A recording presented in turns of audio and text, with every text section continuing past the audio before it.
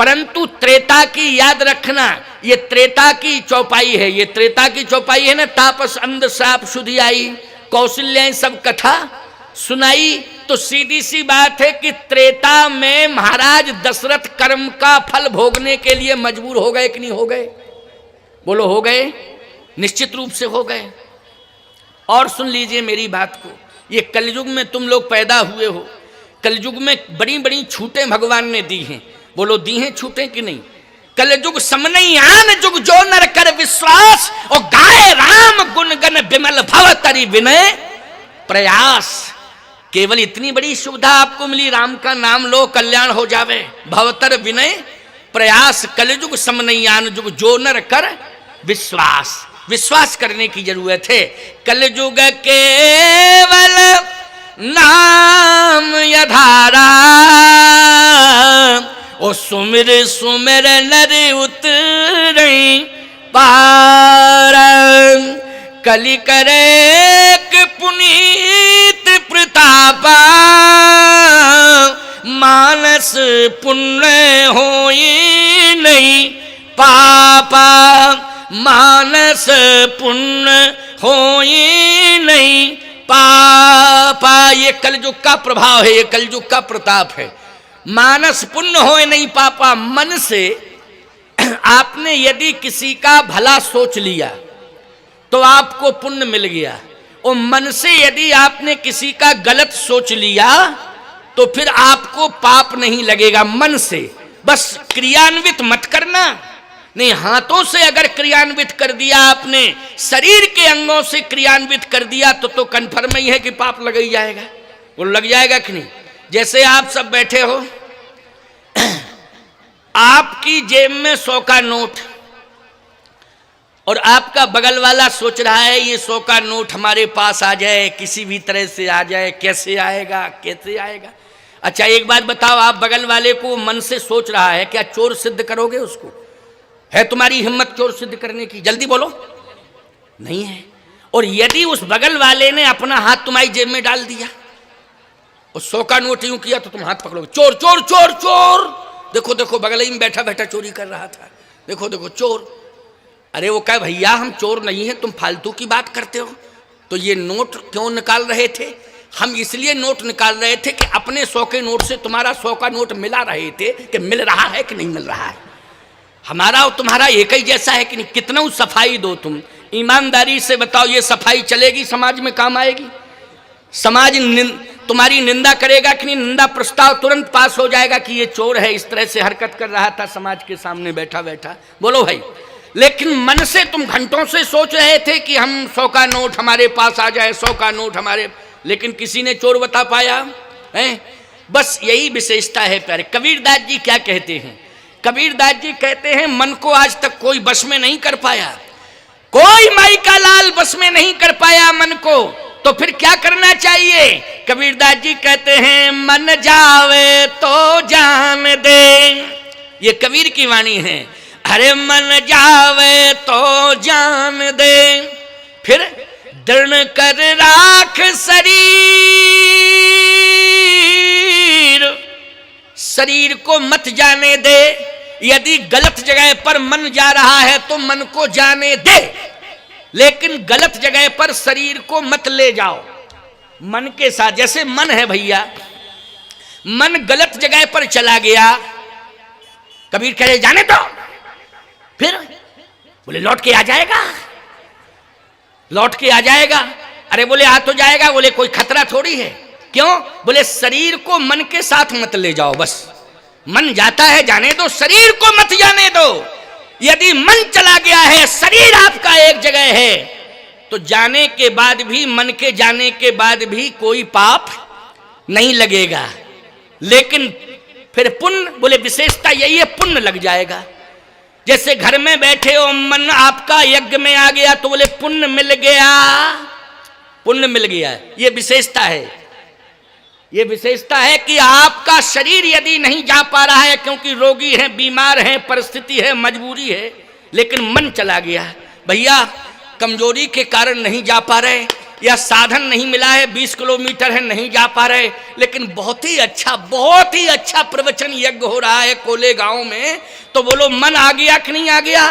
तो बोले शरीर यदि मजबूरी में नहीं आ पाया, लेकिन यज्ञ में आपका 20 किलोमीटर से चल के मन आ गया है, तो आपको मन के आने से ही पुण्य प्राप्त हो गया यज्ञ का।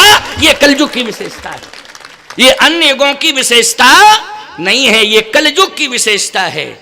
लेकिन यदि आपका किसी पाप के स्थान पर मन चला गया और शरीर आपका उस पाप के स्थान पर नहीं गया, तो आपको पाप नहीं लगेगा। इसलिए कलि करेक पुनीत प्रतापा ओ मानस पुण्य होए नहीं पापा। इसलिए मानसिक पुण्य लगता है, कलयुग में मानसिक पाप नहीं लगता है प्यारे। इसलिए हम कहते हैं कि मन यदि गलत जगह पर जा रहा है, वहां शरीर को मत ले जाओ, क्योंकि मन जावे तो जान दे दृढ़ कर राख शरीर। ओ उतरी धरी कमान है तो कैसे लागे तीर। जैसे तुम कोले गांव में बैठे हो, मन चला गया कलकत्ता, बोलो चला गया, कह दो जाओ कलकत्ता। न टिकट कटाया, ना धक्के खाए और ना कोई परेशानी, गया और लौट के आ गया। अब मन के साथ शरीर को ले जाओगे तो पैसा भी खर्च होगा, समय भी देना पड़ेगा, टिकट भी कटाना पड़ेगा, धक्के भी खाने पड़ेंगे। और कलकत्ता जाओगे तो 1 हफ्ता टूटेगा, दिन भी 7 लगेंगे, वो लगेंगे कि नहीं। लेकिन मन चला गया कलकत्ता, बोले 7 मिनट भी नहीं लगे, लौट के आ गया। क्या नुकसान हुआ बोलो जल्दी। इसलिए शरीर को, कबीर की वाणी है ये, तुलसी और कबीर की वाणी बड़ी महत्वपूर्ण वाणी है, साधारण नहीं है। समझ रहे हो कि नहीं? ये साधारण वाणी नहीं है, महत्वपूर्ण वाणी है। कबीर दास जी ने तो एक बात बहुत महत्वपूर्ण कही प्यारे। कबीर की वाणी भी अपने आप में बहुत ही महत्वपूर्ण है। कबीर कहते हैं कि ऐ संसार के मानवो, तुम्हें इस बात का भान होना चाहिए कि तुम इस जगत में आए हो, तो इस जगत में आकर के तुम मालकाना हक मत जताओ। फिर कहिए ये तुम्हारी संपत्ति नहीं है, तुम तो केवल मुसाफिर हो, यात्री हो। ये जगत रूपी धर्मशाला में आए हो दिन 2 दिन 4 दिन 40 दिन के लिए। क्यों भाई? अच्छा, मुसाफिर जब धर्मशाला में आता है तो बोलो उसका कब्जा हो जाता है क्या? जल्दी बोलो। दिन 2 दिन 4 दिन 40 दिन, क्यों भैया? यही नियम रहता है कि नहीं? फिर उसे जाना पड़ता है कि नहीं? तो कबीर कहते हैं कि ऐ संसार के मानवो, तुम जगत में आ रहे हो, ये तुम्हारे लिए धर्मशाला है, इसको तुम, इस पर मालकाना हक जमाना नहीं। ये मालकाना हक जमाओगे तो तुम्हारी अज्ञानता होगी। तो तुलसीदास जी बोले फिर हम भी कुछ कह दें। हाँ बोलो बोलो तुलसी, बोलो बोलो। कबीर ने कहा बोलो तुलसी, तो तुलसीदास जी बोले सुनो हमारी बात, संपत्ति सब रघुपति के आही। तुलसीदास जी बोल पड़े संपत्ति सब रघुपति के आही। ये संपत्ति किसकी है? भगवान की है। तो ये जगत रूपी धर्मशाला भगवान की है, बोलो है भगवान की कि नहीं? लेकिन तुम मुसाफिर बन करके आए हो तो इसमें रुक जाओ, लेकिन इस पर मालकाना हक मत जताना। कबीर ने फिर स्पष्टीकरण दिया, इस सराय के बीच मुसाफिर, कबीर कह रहे हैं, कबीर ये ध्यान से सुनना, इस सराय, सराय मानी धर्मशाला, सराय मानी क्या है? धर्मशाला। थोड़ा समझ लिया करो, बहुत पुराने लोग बैठे हैं वो सराय भी समझते होंगे हैं, और धर्मशाला में तो सभी समझते होंगे हैं, समझते होंगे कि नहीं? और होटल में तो टोटल समझते हैं, होटल में तो टोटल ही समझते। क्यों समझते कि नहीं समझते? क्योंकि आज की भाषा धर्मशाला नहीं रह गई है, इंग्लिश मीडियम जमाने में होटल, क्यों होटल, होटल मानी टोटल, सब समझते हैं होटल। तो याद रखना, होटल में 2 4 10 दिन ही रुका जा सकता है, एक नहीं रुका जा सकता है। इसलिए कबीर कह रहे हैं, इस सराय के बीच मुसाफिर, इस सराय के बीच मुसाफिर, क्या क्या तमाशा हो रहा, कोई समेटत बिस्तरा, कोई बिछा कर सो रहा, कोई समेटत बिस्तरा, कोई बिछा कर सो रहा। बोलो इस जगत में जो आया है यही देखने को नजारा मिल रहा है कि नहीं मिल रहा है? किसी के घर में शहनाई बज रही है, याद रखना, किसी के घर में बच्चे का जन्म हुआ है तो वहां बाजे बज रहे हैं, किलकारियां सुनाई दे रही हैं, और किसी के घर में रुदन सुनाई दे रहा है। किसका रुदन सुनाई दे रहा है?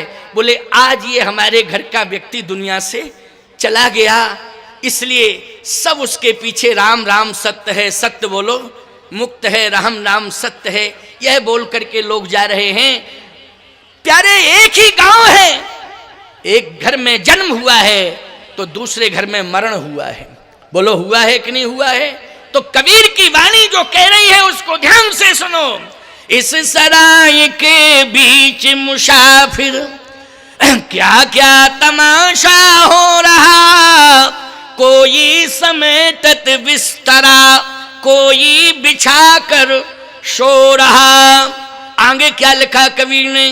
बोले कोई गावे कोई बजावे तो कोई बैठा रो रहा, कोई गावे कोई बजावे तो कोई बैठा रो रहा, तो कोई लेवे राम नाम तो कोई कांटा बो रहा।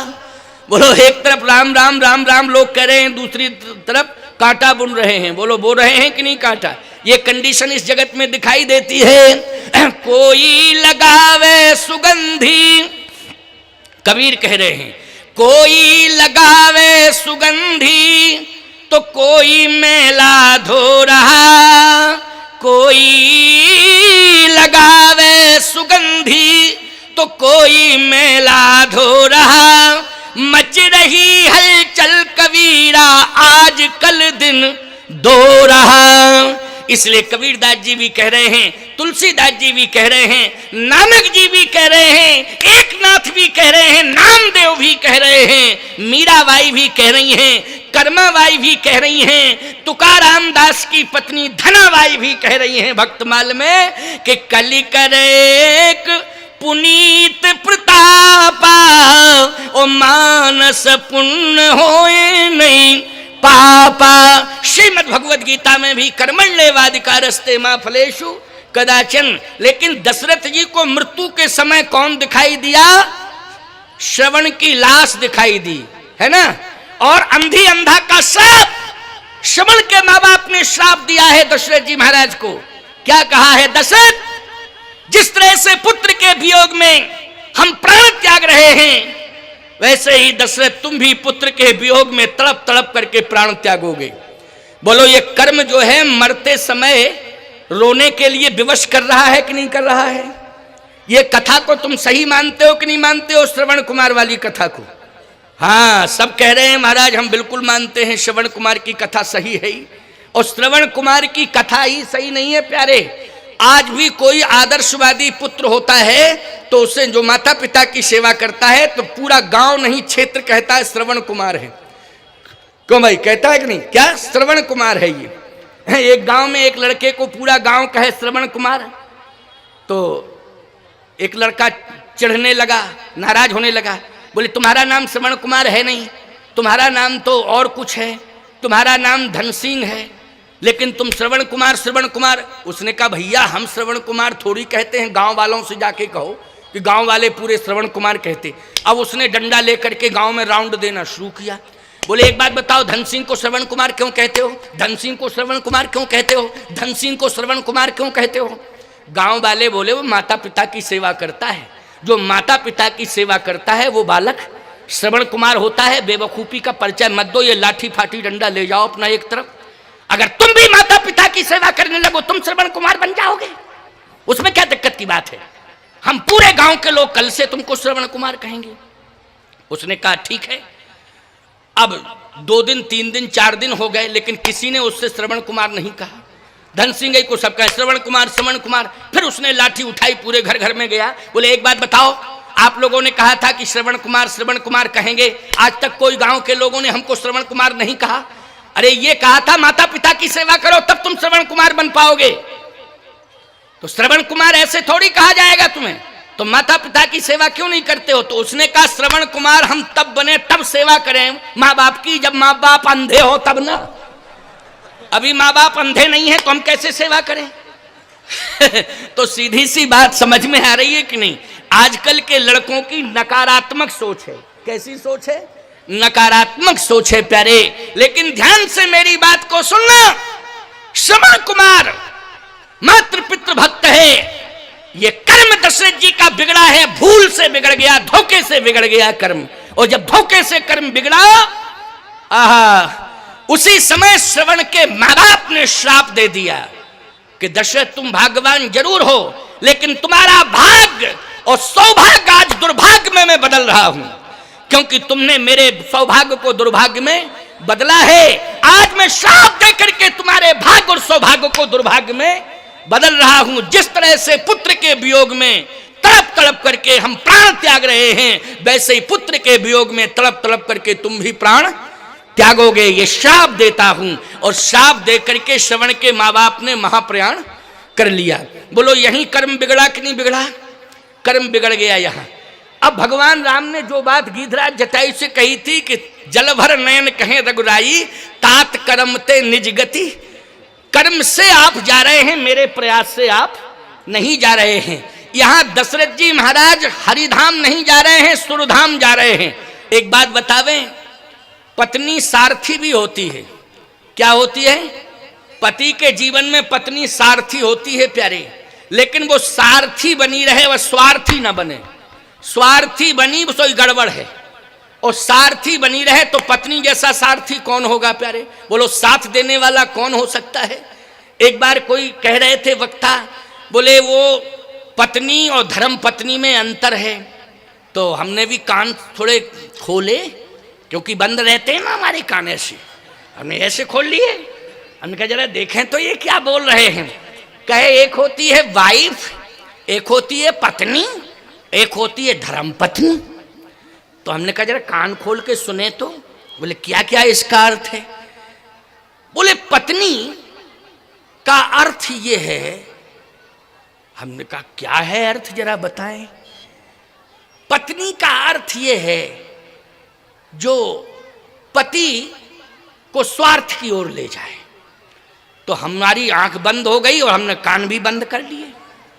हमने कहा ये बिल्कुल गलत बोल रहे हैं कि पत्नी का अर्थ है कि पति को स्वार्थ की ओर ले जाए। पत्नी का अर्थ यही है सारथी बन के रहे। क्यों भाई? क्या बन के रहे? सारथी बन के रहे। और धर्म पत्नी का अर्थ है कि स्वार्थ से निकाल के धर्म में लगावे। तब फिर मैंने कहा सुनो कान खोल करके अब मेरी बात, पत्नी और धर्म पत्नी में इतना किए थे तो हम दो ही कर लें, ऐसा नहीं सोचना। विवाह दूसरा होता है, कंडीशन पर डिपेंड करता है। किस पर डिपेंड करता है? कंडीशन पर। जैसे वंश चलाने के लिए संतान की जरूरत है, समझ गए हो ना। और यदि संतान नहीं हो रही है तो लोग दूसरी शादी का निर्णय लेते हैं। लेकिन एक बात और सुन लो, ये संतान का योग प्रारब्ध से बनता है प्यारे। किससे बनता है? प्रारब्ध से बनता है। यदि प्रारब्ध होगा तो संतान मिलेगी, और आपको महाराज प्रारब्ध ना हुआ तो फिर याद रखना किसी संत महापुरुष की कृपा हो जाए आशीर्वाद के रूप में तो संतान का योग बन जाता है। दशरथ जी कहते हैं कि ये हमारे प्रारब्ध से संतान का योग नहीं बना, क्योंकि कौशल्या तेरे साथ विवाह किया संतान नहीं हुई, सुमित्रा के साथ विवाह हुआ संतान नहीं हुई थी, कैकेयी के साथ विवाह किया संतान नहीं हुई थी। इसका मतलब 3 विवाह करने के बाद भी संतान का योग नहीं बना। फिर महाराज ये संतान का योग कैसे बना? कह श्रवण कुमार के माँ बाप के कारण बना। सुन लो भाई, देखो ये दशरथ जी सुना रहे हैं, ये किसके द्वारा बना? श्रवण कुमार के माँ बाप के द्वारा। मैंने आपको एक बात बताई नहीं, या तो प्रारब्ध अनुसार संतान योग बनता है, या फिर किसी संत महापुरुष का आशीर्वाद और कृपा में हो जाए तो प्रारब्ध का योग बनता है। तो कहे महाराज आप तो कह रहे श्राप दिया, श्रवण कुमार के माँ बाप ने आपको श्राप दिया, लेकिन श्राप होता है, वरदान होता है। आप श्राप को क्या मानते हैं? कहा वरदान। श्राप को मानते हैं वरदान। श्रवण कुमार के माँ बाप का श्राप मेरे लिए वरदान बन गया है। कैसे वरदान बन गया है महाराज? अब देखो कौशल्या जी पूछ रही हैं, दशरथ जी बता रहे हैं, सुना रहे हैं, अब तुम सुनते जाओ। कह जैसे ही धोखे से मैंने श्रवण के बाण दिया तो श्रवण राम राम राम राम राम राम कहते हुए सरजू के किनारे लेट गया। राम, जैसे ही राम शब्द निकला, देखो ये राम शब्द अनादि शब्द है, ये मत मानना कि राम शब्द केवल दशरथ जी के पुत्र राम के बाद ही, ये अनादि शब्द है। राम बोलो है कि नहीं, ये अनादि शब्द है। राम राम राम, इसलिए इसको ऐसा मत मानना कि ये तो वशिष्ठ जी महाराज ने, जैसे तुम्हारे बेटे का नाम राम कुमार हो जाए है तो तुम यही कहोगे कि हमारे बेटे का नाम जब से राम कुमार हुआ तभी से सब राम राम कहना शुरू कर दिए, यही मानोगे क्या? तभी से सब राम राम कहना शुरू कर दिए? ऐसा नहीं है, ये अनादि शब्द है राम। इसलिए ब्रह्म राम ते नाम बड़ बरदायक बर दान, इसलिए ध्यान से सुनना, बहुत महत्वपूर्ण बात है। दशरथ जी ने कहा कौशल्या आप सुनो, जैसे ही राम राम कह करके श्रवण कुमार सरजू के किनारे गिर पड़ा तो मैंने कहा ओ हो बहुत बड़ा पाप हो गया, पाप हो गया बहुत बड़ा। दशरथ तूने ये क्या किया, क्या किया? जैसे ही दौड़ करके गया तो श्रवण पड़ा हुआ था, राम राम कह रहा था। जब मैंने संभाला तो श्रवण ने यही कहा कि अय महाभाग, मेरे माता पिता प्यासे हैं, मैं तो मरने ही जा रहा हूं, कहीं 3 मृत्यु का पाप आपको ना लग जाए, मेरे माता पिता भी प्यासे मरेंगे, इसलिए उनके प्राण बचाओ, उनको तुरंत जल्दी जल पिलाओ। तो जैसे ही मैं जल लेकर के गया और मैं जल देने लगा तो श्रवण के माँ बाप ने कहा तुम बोलते क्यों नहीं हो श्रवण, इतने विलंब से क्यों आए? लेकिन विलंब से क्यों आए श्रवण? तो श्रवण, हमारे यहाँ झूठ बोलने की आदत नहीं है। देखो रघुवंश में सब सत्यवादी हुए हैं, बोलो हुए हैं कि नहीं? झूठ नहीं बोला जा सकता, चाहे जैसी कंडीशन आ जाए, परिस्थिति के अनुसार लोग बदल देते हैं, झूठ भी बोल जाते। लेकिन रघुवंश में कैसी भी कंडीशन क्यों ना आ जाए, लेकिन झूठ नहीं बोल सकते, असत्य नहीं बोल सकते। तो दशरथ जी कैसे असत्य बोलते? अच्छा तुम मौन हो, तुम कौन हो? बोलो जल्दी, कौन हो? तो सत्य बोलना ही पड़ेगा, मैं दशरथ हूं, मेरा बेटा कहाँ है, श्रवण कहाँ है? तो बोलना भी पड़ा, सत्य ही बोलना पड़ा, क्योंकि पूछा गया तो सत्य बोलेंगे, झूठ कैसे बोल सकते? कहा मुझसे भूल हो गई, धोखे से बाण लग गया और श्रवण तो मृत्यु को प्राप्त हो गया। अच्छा, जैसे ही सुना कि श्रवण मृत्यु को प्राप्त, ये कथा कौन सुन रही हैं जल्दी बोलो? कौशल्या जी। सुना कौन रहे हैं? दशरथ जी। का जैसे ही श्रवण का मृत्यु का समाचार सुना श्रवण के माँ बाप ने, उसी समय माथा पटकते हुए मुझे श्राप देने लगे कि जाओ दशरथ, जैसे पुत्र के वियोग में तड़प तड़प करके हम प्राण त्याग रहे हैं, वैसे ही पुत्र के वियोग में तुम्हारे पुत्र होगा और वो पुत्र तुम्हारा तुमसे दूर होगा, उसके वियोग में तुम्हारे प्राण निकलेंगे। तो कौशल्या उसी समय में समझ गया कि ये श्राप भी है और श्राप के साथ वरदान भी है, क्योंकि ये श्राप वरदान बन गया कि नहीं बन गया? संतान का योग नहीं था, लेकिन आज श्रवण कुमार के माँ बाप तपस्वी हैं, उन्होंने कहा तुम्हारे पुत्र होगा, क्योंकि जैसे ही कहा कि तुम भी पुत्र के वियोग में प्राण त्यागोगे, तो मैंने यही कहा था कौशल्या कि मेरे पुत्र है ही नहीं, क्योंकि सत्य बोलना पड़ेगा कि नहीं? क्यों भाई, मेरे पुत्र है ही नहीं। तो उसी समय श्रवण के माँ बाप ने कहा था कि अगर तुम्हारे पुत्र नहीं हैं तो दशरथ तुम्हारे पुत्र होगा और वो बन जाएगा, वो वियोग में तड़प तड़प करके प्राण तुम त्यागोगे, ये मैं कहता हूं। तो पुत्र होगा, है नहीं, लेकिन पुत्र होगा। तो पुत्र का संतान योग नहीं था, लेकिन श्रवण कुमार के तपस्वी माँ बाप ने बोलो श्राप दे करके वरदान सिद्ध कर दिया कि नहीं कर दिया? और वो श्राप दशरथ जी के लिए क्या सिद्ध हो गया? वरदान सिद्ध हो गया है। और जब वरदान सिद्ध हो गया प्यारे, तो दशरथ जी